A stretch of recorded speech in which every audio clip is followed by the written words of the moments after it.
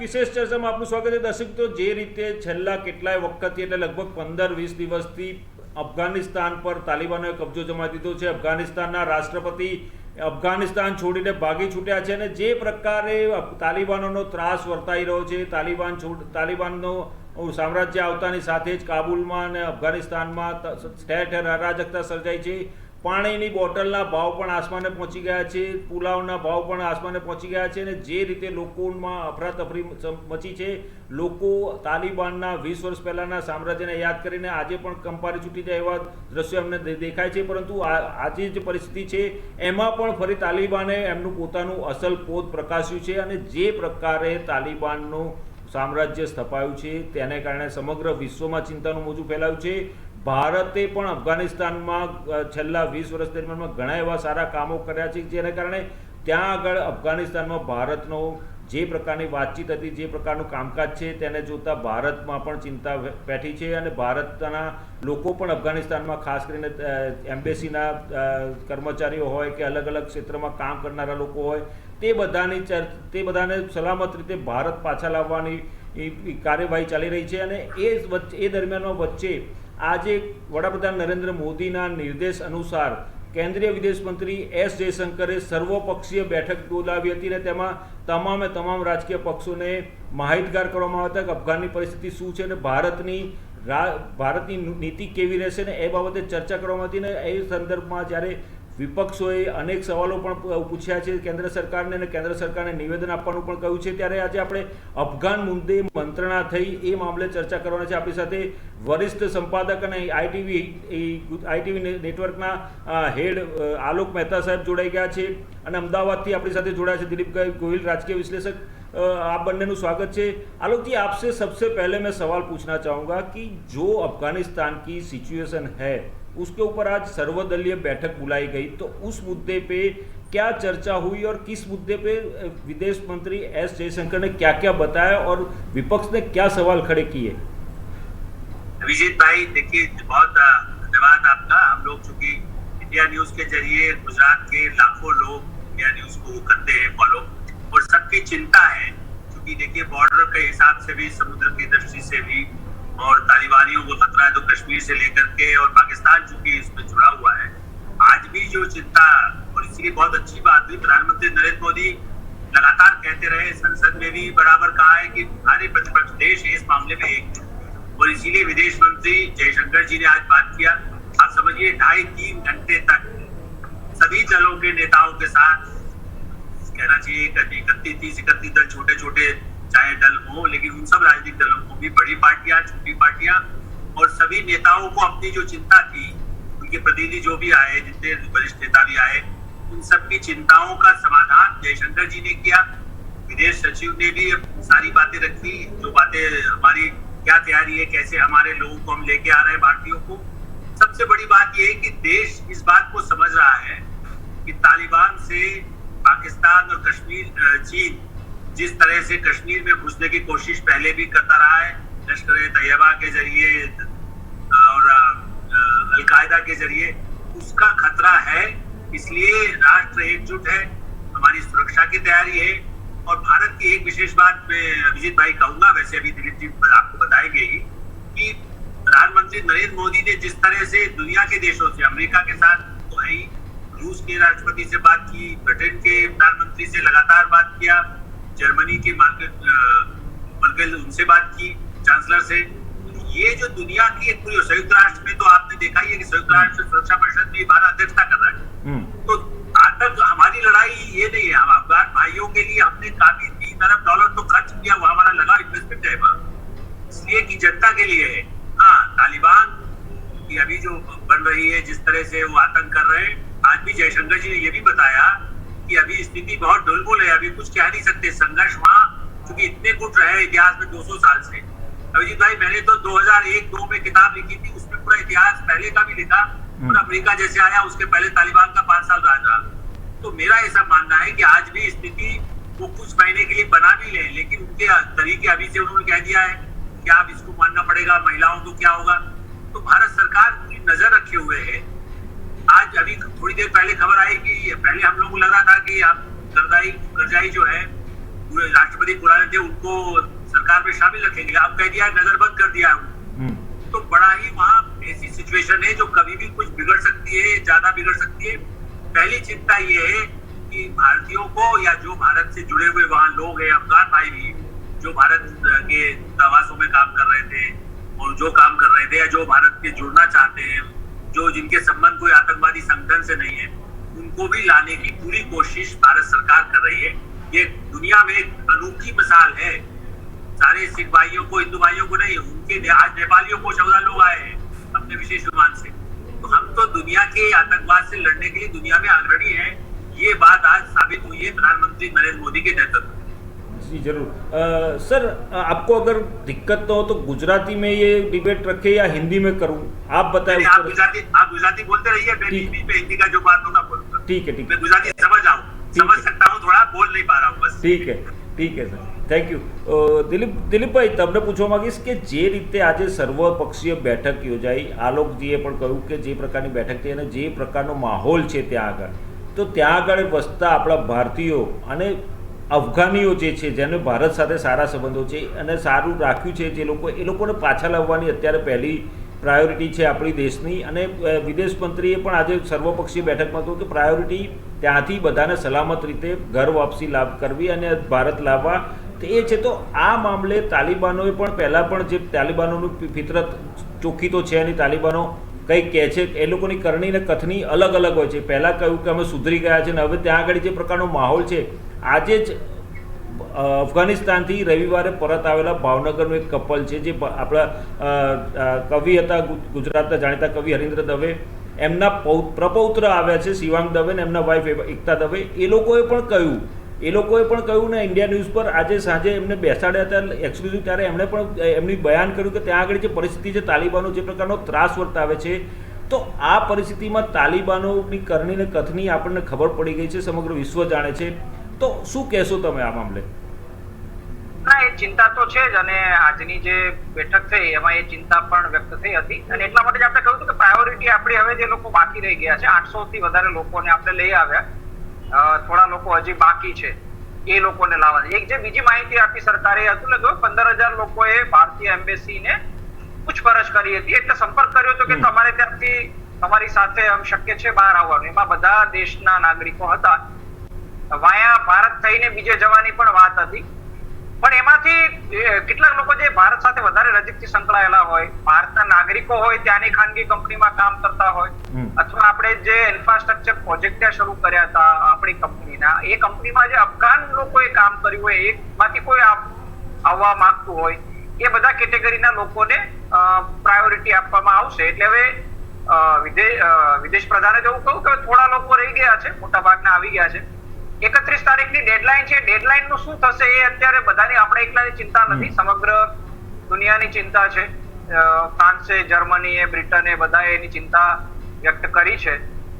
બાઇડને પણ કહ્યું છે કે અમારે જોવું પડશે 31 તારીખ સુધીમાં અમે બધાને બહાર લઈ શકીએ છીએ કે કેમ।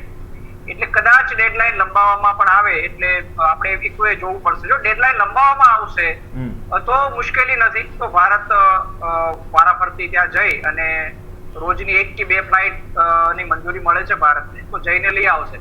ડેડલાઇન પહેલા જો બધા નીકળી જવાનું થશે તો જે સમગ્ર દુનિયાના બધા લોકોને મુશ્કેલી થશે, મુશ્કેલી કદાચ થોડાક આપણા લોકોને પણ થશે। પરંતુ હવે આપણે કર્યું છે, દાખલા તરીકે આપણે સિરિયામાં જ્યારે મુશ્કેલી હતી, ઇરાકમાં મુશ્કેલી હતી, યમનમાં પ્રોબ્લેમ થયો, તો એ વખતે ઇવેક્યુએશન માટે આપણે અલગ રીતે બી કોશિશ કરી હતી અને લોકોને લઈ આવ્યા હતા, એટલે એ ચિંતા છે।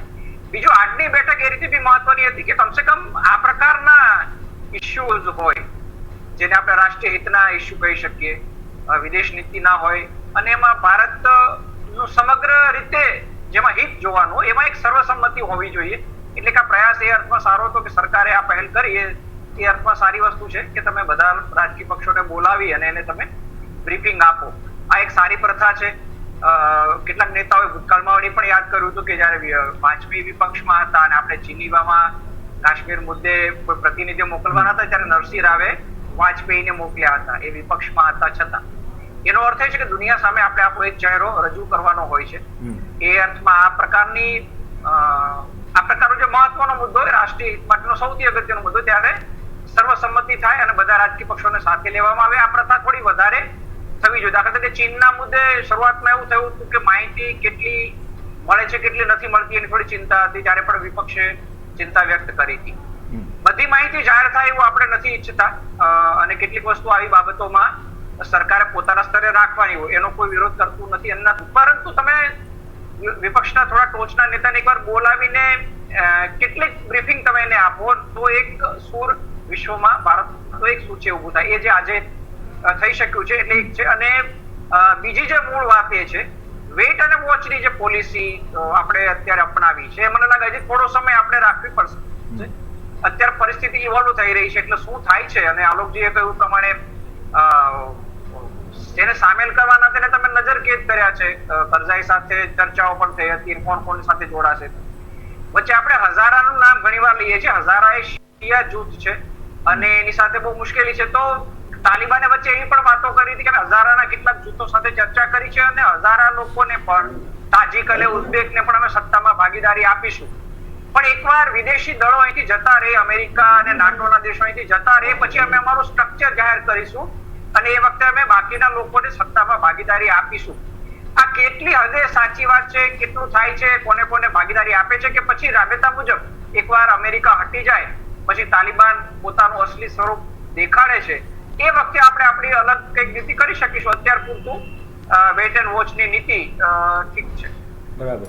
દિલીપસિંહજી, તમને પૂછવા માંગીશ કે સર્વપક્ષીય બેઠક યોજાઈ. સર્વપક્ષીય બેઠક યોજવા માટેનું ઉદ્દેશ મુખ્ય હતો કે અફઘાનિસ્તાનની પરિસ્થિતિ અને ભારતીયો જે છે એ લોકોને લાવવાની વાતચીત અને માહિતગાર કરવાની. પરંતુ વિપક્ષના કેટલાક નેતાઓએ ઘણા સવાલો પણ કર્યા અને કેન્દ્ર સરકાર પાસે નિવેદન કરે કેન્દ્ર સરકાર આ મામલે વિસ્તૃત એવી પણ માગણી કરી છે. તો શું લાગે છે કે સરકારની જે નીતિ છે એ સરકારની નીતિ યોગ્ય હોવા છતાં પણ વિપક્ષ આવા સવાલો ઉપસ્થિત કેમ કરે છે? કારણ કે સરકાર બધાને સેફલી પાછા લાવવા માગે છે અને એ દિશામાં કાર્ય કરી રહી છે. તો પછી આ પ્રકારના સવાલ ઊભા કરી શા માટે ખલેલ પહોંચાડવાની વાત આવે છે?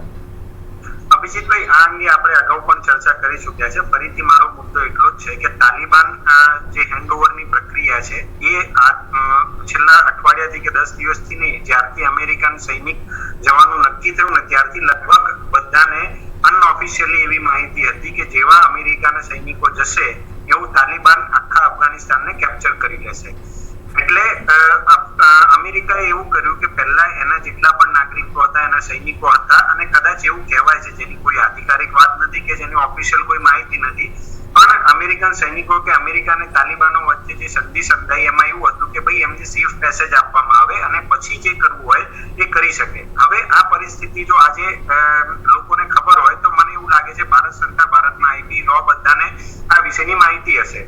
અને એક ચર્ચા મુજબ એવી પણ વાત છે કે ભાઈ તાલિબાન સાથે અંડર ટેબલ એટલે કે અનઓફિશિયલી ભારતે ટોક કરવાનો પણ પ્રયત્ન કર્યો હતો. આ બધી પ્રક્રિયાઓ પાછળનું એકમાત્ર કારણ એવું હતું કે ભારતે, તમે જો છેલ્લા અફઘાનમાં જ્યારથી અમેરિકન સૈનિકો આવ્યા એ પછીથી લઈને અત્યાર સુધી એટલે 2014 થી 19 સુધી 2 થી 3 ટ્રિલિયન ખાલી અને ડેવલપમેન્ટ માટેના પૈસા નાખ્યા છે, એટલે ખર્ચો કર્યો છે. એમાં રોડ, રસ્તા, સંસદ ભવન થી માંડીને ઘણી બધી જગ્યાઓ, એટલે ભારતના ઘણા બધા એમ્પ્લોઈઝ, એમાં એન્જિનિયર થી માંડીને ઘણા બધા લોકો ત્યાં રહેતા હતા.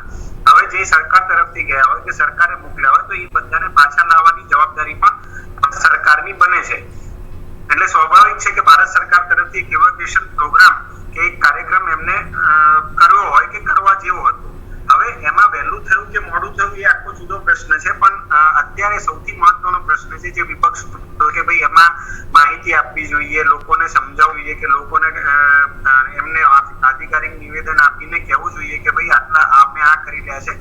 વાત એક રીતે જોવા જઈએ તો હું માનું છું કે હું પણ વ્યાજબી છે કે તમે જ્યારે કોઈ એક ઇન્ટરનેશનલ ઓપરેશન કરતા હો, ભારતીય ફસાયેલા હોય, ત્યારે તમે શું કામગીરી કરી રહ્યા છો, ત્યાંથી આની કામગીરી શું છે, તમારો એક્શન પ્લાન શું છે, બધી જ વસ્તુ તમે કહી શકો, પણ એટલીસ્ટ ત્યાં કેટલા ભારતીયો છે અને એમને લાવવા માટેની સરકાર તરફથી શું પ્રક્રિયા છે તે અંગે ભારતની દરેક પ્રજાને જાણવાનો અધિકાર છે અને માહિતી લોકોને આપવી પણ જોઈએ.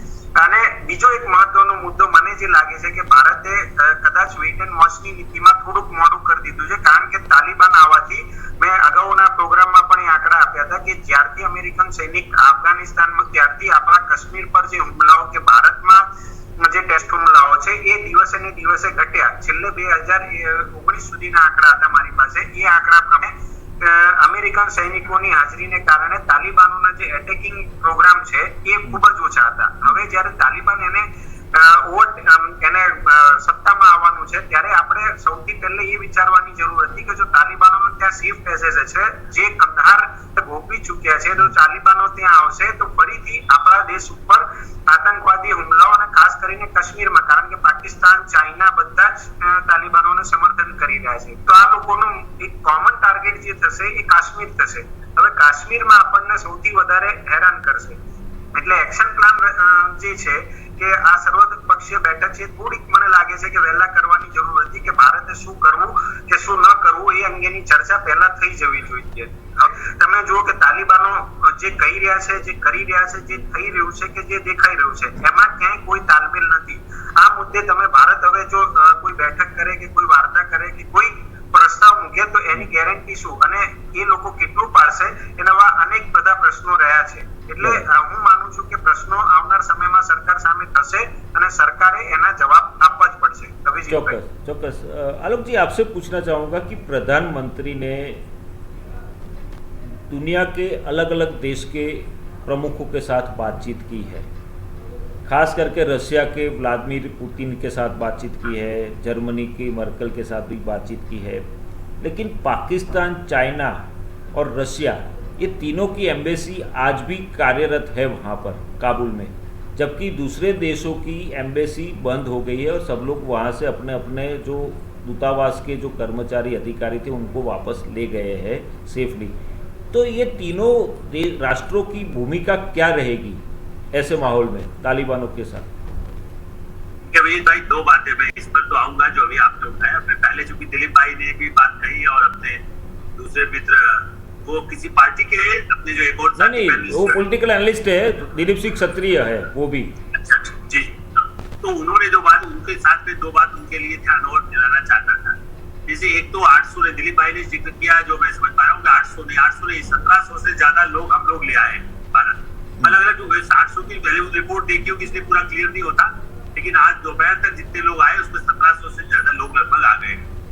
और लगातार इसलिए भारत कोशिश कर रहा है, बल्कि ये सवाल दो पूछे जा रहे हैं. शायद उन्होंने कहा कि बैठक देर से की या हम लोग पहले क्या करना चाहिए था, हमारे क्षत्रिय जी जो कह रहे हैं. मेरा मानना ये है कि देखिए, जल्दबाजी में हम पहले भी इसलिए नहीं करना चाहते थे कि हम कोई घबरा करके नहीं, हमारे एम्बेसी के लोगों को सबसे पहले सुरक्षित लाना था. दूसरा, अमेरिका ने तो साल 6 महीने पहले भी कहता था कि आप सेना ले आओ, तो हम सेना ले आकर के अपने लोग, अमेरिका ने अपने लोग मरवा जितने मार चुके, मतलब उनके लोग भी मारे गए थे युद्ध में. हम लोग युद्ध नहीं करना चाहते अफगानिस्तान और तालिबान से भी. हम कहते हैं कि भाई तालिबान वो नीति अपनाए जिनमें अलग अलग जो गुट है वो अफगानिस्तान में शांति समृद्धि के लिए काम करे, तो हम उनके साथ दे सकते हैं ऐसे नेता आएंगे. लेकिन ऐसा लगता नहीं है और इसलिए मैं आपकी बात से बिल्कुल सहमत हूँ कि अभी क्या है, रूस के साथ बात तो किया है, तो रूस हमारे साथ पहले जब तालिबान आया था, जैसा मैंने कहा, जब रूस को उन्होंने, मतलब रूस का तो वहां हस्तक्षेप भी हुआ था और इसलिए तालिबान को अमेरिका ने तैयार किया. अब रूस को क्या है, रूस उस समय भारत के साथ बहुत हमारी उसके साथ घनिष्ठ मित्रता थी, जिसको कहते हैं. इस बार पूरी दुनिया का जो परिदृश्य बदला है 20-25 सालों में, अब रूस चूंकि अमेरिका से भी उसको टक्कर लेता है और चीन के साथ कम्युनिस्ट विचारधारा के कारण कुछ हद तक वो चीन के साथ भी है, वो पाकिस्तान और आतंकवाद के साथ नहीं है. लेकिन हाँ, इस मामले में वो कुछ मामलों भारत के साथ संबंध आज भी है, इसीलिए इनको ध्यान दिलाया गया कि इस आतंकवाद से खतरा ऐसा नहीं है कि रशिया से जुड़े हुए कई जो ऐसे हिस्से हैं जहां पर जो धर्म के नाम पर इस्लामी आतंकवाद है, जो ISIS है, अलकायदा है, उनका खतरा नहीं हो सकता. वहां भी कई आतंकवादी घटनाएं हुई है और चीन का भी कुछ हिस्सा जो हमसे लगा हुआ है उस इलाके में भी, वहां तो बड़ी मुस्लिम आबादी है, वो भी वहां आतंकवाद, तो इन्होंने ये तो तालिबान ने समझौता चीन से पहले किया. समझो मैंने चीन के जो जिसको कहना चाहिए कि कठपुतली जो ISI और सेना के लोग जो पाकिस्तान के हैं, तो उनको ये कहा गया कि नहीं, हम चीन को डिस्टर्ब नहीं करेंगे. भारत तो आतंकवादियों के साथ कोई समझौता कतई नहीं करेगा, ये तय बात. आतंकवादी कहे कि आप ये करने दो हमको और हम जो चाहे करेंगे और आप समझौता कर लो, वो भारत नहीं करेगा, ये स्पष्ट है. इसलिए ये सही है, रूस उतना नहीं है, चीन निश्चित रूप से. इस समय चीन ने पाकिस्तान को पहले ही, और अभी देखिए तालिबान क्यों भारत से सहानुभूति चाह रहा है, क्योंकि वहां खाने को नहीं है। वहां बहुत बुरा हाल है अफगानिस्तान में। विश्व बैंक, कल आपने देखा होगा, वर्ल्ड बैंक ने कह दिया आपको सब बंद कर दिया गया है, बाहर से कोई ग्रांट नहीं आएगी। दुनिया के देश कोई मान्यता नहीं दे रहे हैं। भारत चूंकि पड़ोसी है, भारत मानवीय चेहरा रखता है कि भाई वहां के लोग भूखे मर करके, वो तो उनसे कहता है धर्म ले लो या ड्रग्स ले लो। वो तो ड्रग्स, वहां धंधा सबसे बड़ा इसी का है, ड्रग्स का। और अब वो तालिबान तो ड्रग्स के धंधे में और हथियार के बल पर है। इसलिए भारत कभी भी कोशिश कर रहा है कि रूस भी इस बात का समर्थन करे। रूस ने ऑफिशियली कहा भी है वो आतंकवाद के साथ नहीं है, लेकिन हाँ, वो तालिबान ने, चूंकि वहां की जनता वो इस बात से खुश है कि अमेरिका ने तालिबान को पैदा किया, अब तालिबान को छोड़ के अमेरिका चला गया, तालिबानी अमेरिका के खिलाफ हो गए। इससे रूस खुश हो गया है। और चीन वो देखता है, देखो मजा लो, उसके बाद देखते हैं क्या करेगा। रूस भी फिर से हस्तक्षेप कर सकता है। चीन तो वहां सारी खदानों में कॉपर का जो माइंस है बहुत बड़े है, 3 ट्रिलियन समझिए आप डॉलर का, उस पे चीन कब्जा करना चाहता है। फिर चीन पाकिस्तान को हथियार बना करके जैसे मोहम्मद और अलकायदा के इसको कि ताकि भारत पर दबाव बने। लद्दाख में उसने किया था, कश्मीर में भी उसको पाकिस्तान मोहरा बना हुआ है। इमरान खान ने आज तो तालिबानी नेता ने ये कह दिया पाकिस्तान हमारा दूसरा घर है। आप इससे अंदाज लगा सकते हैं कि पाकिस्तान और तालिबान कितना मिला हुआ है। और इमरान खान भी कठपुतली हैं ISI और चीन के, इसलिए डिप्लोमेसी भी हमारी काम कर रही है। मेरा ऐसा मानना है अजीत भाई, अपने देश को विश्वास होना चाहिए कि पहली बार ऐसा है, एक सुदृढ़ प्रधानमंत्री, सुदृढ़ सरकार, बहुमत वाली सरकार है। देखिए 2001 से भी आज ज्यादा मजबूत सरकार है, ये दुनिया जानती है। आज की बैठक का भी महत्व ये है, कई अलग अलग आवाजें आई कि पहले क्यों नहीं हमने तालिबान पर हमला कर दिया, क्यों नहीं अफगानिस्तान में क्यों घुस गए, पाकिस्तान में सारे सबको खत्म क्यों नहीं कर दिया। भारत अपनी छवि कतई ऐसी नहीं करना चाहता कि वो आक्रामक है। बांग्लादेश के समय में भी विस्थापितों को हमने जगह दी, जब पाकिस्तान ने हमला कर दिया, मैं 71 में तो दिल्ली में था, और उस समय मैं कह रहा हूँ तब हमने हमला नहीं किया। जब पाकिस्तान ने हमला किया कुछ इलाकों में, तब हमने पूरी सेना के बल पर उसका करारा जवाब दिया, उनके लोगों को वो किया। तो आज भी हम ये कहते हैं यदि कश्मीर की तरफ उसने कोई सी भी बड़ी हरकत की, अभी तो आतंकवादी हमले करता रहता है, सेना की तरह से यदि कोई ऐसी हरकत की भारत पर दबाव बनाने की चीन के बल पर, तो भारत आज हमारे जो आर्मी के चीफ है, सारे आर्मी के प्रमुख जनरल बिपिन रावत जी ने भी बाकायदा, बिपिन रावत जी ने कह दिया है कि भाई हम पूरा मुकाबला आतंकवाद और दुनिया की कोई ताकत यदि हमारी तरफ देखेगी तो मुकाबला कर सकते हैं। इसलिए हम डिप्लोमेसी, रक्षा और मानवीयता तीनों का संतुलन ऐसा किया है जो बेमिसाल है, जो पहले कभी आजादी के बाद ऐसा युद्ध जो शांति के साथ लड़ा जाए और लोगों के भलों के लिए। अफगानिस्तान का भला हम चाहते हैं, हम तालिबान का बर्बादी चाहते हैं, जो आतंकवादी हैं वो दुनिया से तबाह हो, लेकिन हाँ अफगान लोग हो, पाकिस्तान की जनता हो, वो तबाही से न हो। और देखिए सबसे बड़ा खतरा क्या है, ये तालिबानी यदि पाकिस्तान में न्यूक्लियर पर पहुंच जाए, इमरान खान को भी सफाया कर दे, तो खतरा कितना दुनिया के लिए होगा, ये दुनिया समझ रही है। और पूरी दुनिया को खतरा है, हमसे नहीं। वो लोग तो पहले अमेरिका, ब्रिटेन और फ्रांस को ऊपर हमला करेंगे, यूरोप पर करेंगे, अमेरिका तो दूर है वहां से। ये इस बात को भारत समझा रहा है कि आतंकवादी तथाकथित सरकार या संगठनों पे आज में न्यूक्लियर जा सकता है पाकिस्तान का, ये समझने की जरूरत होगी। જરૂર જરૂર દર્શક મિત્રો, અત્યારે સમય થયો છે એક નાનકડો વિરામનો। આ ચર્ચાનો દોર આગળ વધતા પાડીશું, પરંતુ એ પહેલાં લઈશું એક નાનકડો વિરામ।